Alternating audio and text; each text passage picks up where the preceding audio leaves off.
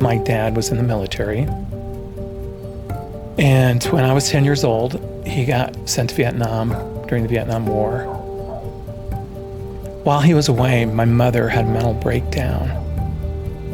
It was Friday night. She left to go to work and she didn't come back.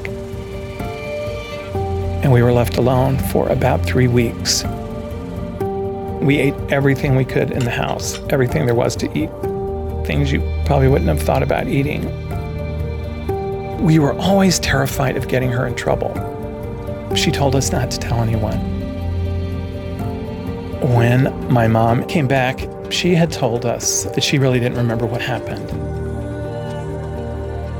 But she had gone to my dad, actually, and begged him to see a psychiatrist. He had told her that he thought it would be embarrassing for the family.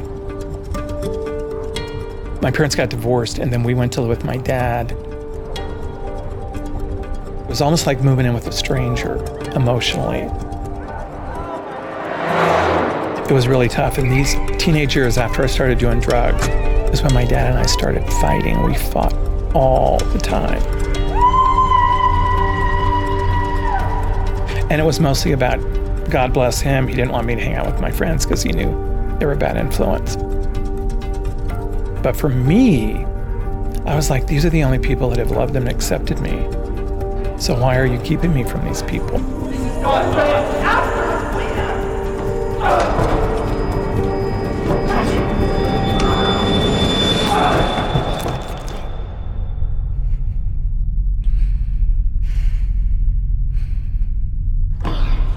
I didn't talk to my dad for 13 years. I didn't speak to him, write a letter, a telephone call, anything.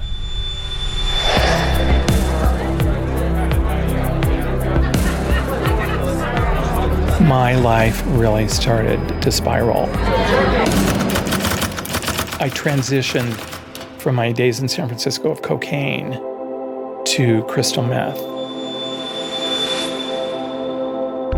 You know, they say sometimes that when you hold a grudge against someone, you're really only poisoning yourself. Unwillingness to forgive others, I really feel, was the key to my addictive behavior. And this is where step 8 comes in. I sat down and started writing this list of every person that I thought had done me wrong. And it was a long list. But somewhere in the back of my mind, I knew the big one was going to be for me and my dad, and I didn't know how I was going to do that. About a week later, about a week or so after I did this, out of the blue, my dad called me after 13 years. By that point, my mind and my heart had been open enough where I could really openly forgive him and truly sorry for how I had treated him. We had a very tender reunion.